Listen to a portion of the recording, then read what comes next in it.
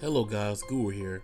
If you're new to the channel or enjoy the content, feel free to subscribe and stay tuned for more top-notch podcast reviews of your favorite series. Peace. What's up, people? It's the Guru, and you know what time it is, man. Scum's Wish episode 4. Let's go. Man, what can I say about this episode? If I gotta rate it, I gotta give this a 10 out of 10. Oh my God, man. Yo, I'm doing a discussion about this, man. Screw it. Shout out to my boy Epic Negro over there on Shonen Nice, man. He did an awesome discussion about this Scum's Wish. I couldn't even listen to all of it because I didn't want it to give me any ideas. But I'm going in. I'm going to do a red pill discussion on this series. Matter of fact, this episode alone, the breakdown of this episode alone could be a discussion in itself. But be on the lookout for that red pill discussion of Scum's Wish. But yo, let's talk about this episode 4, man. This dives so far into the female psyche, feminine nature, all that stuff, man. And I didn't know until last week that this series is actually written by a woman. Once again, my boy Epic Negro put me onto that, and I see why. I now see why it is and why it's so interesting, and why the male characters act the way they act, why the female characters act the way they act, and what perspective it's coming from. With this, we have Hanabi. She pretty much going through it. They did a little backtrack of where we saw she was at beforehand when she approached Kane about the other guy. And of course, you know, she's has a mutual interest in her with her involvement because of what's his brother. What's his name, like Kana, whatever his name is. Anyway, I think his name like Kane, right? Kane and Akane. Oh, that's kind of weird. Something like that. Anyway, so we see the aspect of why Akane acts the way she acts, and it's the typical. I ain't gonna say it's typical. It's widespread with the females. A lot of females, they're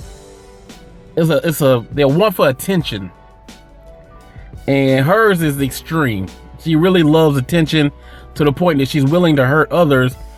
Basically, shows her when she was a child and she hurts her best friend by taking the boy that her best friend likes, and she knew her best friend liked this guy, and the guy was coming on to her, but she didn't kind of like shy away from it.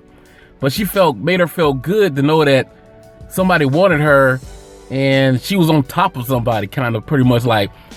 And so, and on the flip side, she didn't want to feel like her friend felt, because her friend was defeated. She seemed weak. You know, she was crying. She ran away, you know, and it made Akane feel strong, powerful, and she just didn't want to switch places with her friend.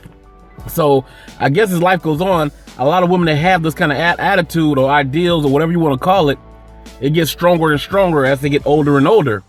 And to the point that, you know, once you get older, you learn how to manipulate people a lot better. And that's what we see in Akane. And you see that she's manipulating one of her younger students that she's banging, and she's manipulating a brother, and she pretty much is manipulating Mugi too, because she knows that he likes her, because she's been doing this far too long not to know the fact that he is interested in her.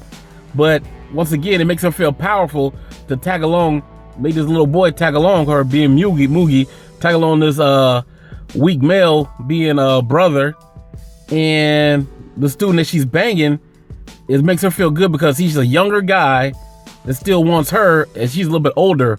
So it's like, okay, even though I'm older, I still got guys that's high school age and a little older still running after me. Like, I still got it. So that makes her still feel hot. So she still feel like she's on top. And then on the flip side, she gets the glory of knowing that I got the man that Hanabi wants.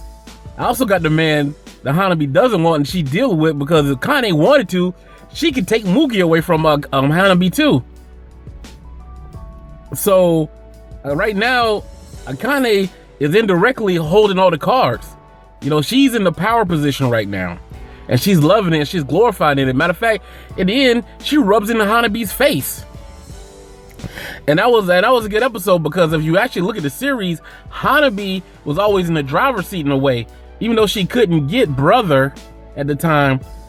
And she had Mugi. Then on top of that, she has Ichi-chan that's following her too. And then Mocha is jealous of her too. So Hanabi and Kane are the same character of the same side of a different coin. They just go about doing the same thing. I don't think that Hanabi necessarily glorifies in the fact that she's hurting somebody by taking something that they want from them, but at the same time, she's very cold-hearted and non-feeling as well. Because we saw episode 1, she pretty much just shot down this guy that was interested in her. It was like nothing to it. Like, okay, she didn't care about his feelings or anything, but she felt like it's a lyric from Adele's song. I forgot the name of the song, but it's off a new album. Great album. And she says, she got rid of this guy, but she still loved the guy. But she said in the song, the lyric went, I'm being cruel to be kind. And Hanabi kind of sees it that way. When she shot down that guy, she was like, I'm just ripping off a bandage, not to prolong the pain. You know, so why go sit there and just tear the bandage off real slowly, just rip it off real quick so to be done with it. So that's why she just shot down this guy, and he was sitting there, and she just kind of walked off, because the guy was like, I'm being patient waiting for you. You know, I'm trying to figure out that. Then when she finally still shoots him down, he's like, damn, you know, I waited all this time, and then you still shoot me down? Like, why didn't you just kind of put it, was like, why don't you let me down in the get-go? So that was kind of cruel for her to do that way. She should have been from the get-go like, look, I'm not interested in you, whatever. She should have did it that way, but she didn't. So in a way, she does, both of them got the same kind of attributes. It's just that Akane is way better at it because she's older. Now, other side of that, let's go back to the earlier point when Ichi-chan meets up with Hanabi, and they pretty much let her feelings out, and Mugi's nowhere around, so the only person that can pretty much console her is Ichi-chan, because at the end of the day, Hanabi is still a teenage girl. She doesn't have the emotional stability of, say, Akane. So when things ain't gonna go her way, she will be more prone to break down before Akane will. So she breaks down, and she found solace in Ichi-chan. And Ichi-chan is pretty much, she's a pawn as well. We all know this. And when she lets her feelings go, she's almost willing to, she's disrespecting herself and devaluing herself by allowing Hanabi just to use her as an emotional, sexual, and physical crutch. And in the end, she's gonna be hurt because she has true feelings and emotions invested in Hanabi. Now, when Hanabi and Mugi, that interest isn't there, so they're using each other kind of. It's not gonna be as painful, you know, because their emotional stability don't depend on each other. You know, it's like, okay, if he lose Hanabi, he's not gonna be that hurt. Like, okay, I lost this girl. But say like if he lost Akane, somebody he hasn't had physical contact with, that would hurt more than him losing Hanabi. And vice versa, if Hanabi lost brother, who she hasn't had any physical sexual contact with, over Mugi, brother's gonna hurt a lot more than losing Mugi will. Same thing with losing Ichi-chan, but Ichi-chan is kind of different because that truly is her best friend, pretty much her only friend. So it would hurt her a little bit, because if she lost Ichi-chan, she doesn't have a female friend to fall back on. She has nothing but, I guess, Mugi, or to come at brother in a friendship way, and not as in a lover's way. So right now, Hanabi's playing a dangerous game, because if she does have the same kind of dealings with Ichi-chan like Akane does, and she flips off that switch, like, okay, I'm done, I let all my feelings out, I'm good, you were just pretty much my quote-unquote, hate to put it this way, emotional tampon, and I'm back to where I'm at now, Ichi-chan's gonna be crushed, and it also can lead to Ichi-chan not being her friend anymore because of the pain of if like, it's gonna be hard to befriend somebody that you're in love with and the feelings aren't mutual. So to help herself or to survive emotionally, she's gonna have to let Hanabi go altogether. So it's a very dangerous game we got going on here, people. Very great episode.